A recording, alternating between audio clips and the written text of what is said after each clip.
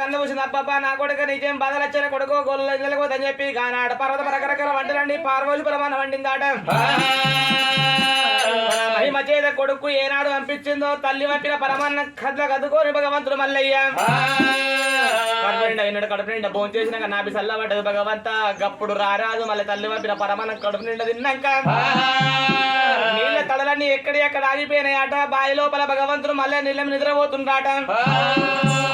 భగవంతుడు నిద్ర పట్టింది గుర్రు గుర్రు అని గుర్రు కొడుతుండు బట్టే మొస కొడుతుండే మోతుకులు కదులుతున్నాయట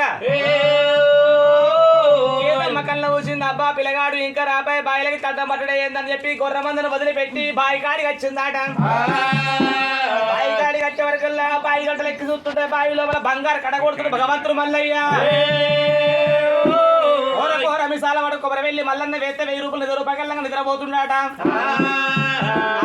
అడవిళ్ళ చేత మా భగవంతుని కళ్ళు కూర్చిన కళ్ళు గిరగిరది కింద అడ్డం పడ్డదాట రూపాన్ని ఎవరో చూసిరా అని చెప్పి భగవంతుడు మళ్ళీ దిగ్గుమంటలు లేచి ఆ కేతమ్మ దగ్గర ప్రత్యక్షమయ్యిండు తన తెలివికి వచ్చినాక బామ చేతమని లేనుండి కాదు పర్వతాల మళ్ళీ రమ్ము నేను వచ్చింది నీ గురించి నమ్మ అని చెప్పి ఎలనాడు రాయన జరిగిన కథ చెప్పిండు అరే బామ కేతమ్మ నీకు పాలు విండిస్తున్నావు నువ్వు ఇంటికి పోయి తల్లిదండ్రులతోటి మాట ముచ్చిన మాట్లాడి బామ నువ్వు అటువంటి మందకాడికి అయినా కానీ పట్టుకొని చల్లబాడో పట్టుకొని చల్లగావం పట్టుకొని నువ్వు మందకాడికి వచ్చినట్టు ఉంటే వెళ్ళి పదమని చెప్పిండు రా రాజు మల్లయ్యో పాలు విండి మందకం పని పెట్టిండు కన్నకొమ్మల పుట్టిన చేతి పెట్టిండు అలా నాన్న గుంజిండు చుట్టబాట వేసిండు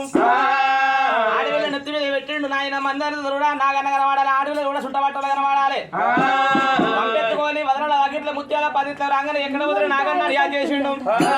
నాగన పుస్తు మనకనే అబ్బో పామని చెప్పి గంప కిందే తెసింది మాగిన బుడ్డి పాల బుడ్డి వరకు పోయిందాట తల్లి మాత్వసాని కళ్ళ ఊసింది అరే రే పొద్దుగాల వేను ఇప్పుడు అంబటంలో దాకా ఇప్పుడు వచ్చిన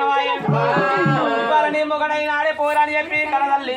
గానాడు చూసిన కన్న బిడ్డను చూడకుండా మూలకున్న శిబిరి గంట బట్టి కన్న బిడ్డను మారమారి దెబ్బలు కొడుతున్నదాట శిబిరి గంట బట్టి కన్న బిడ్డను కొడుతుంటేనే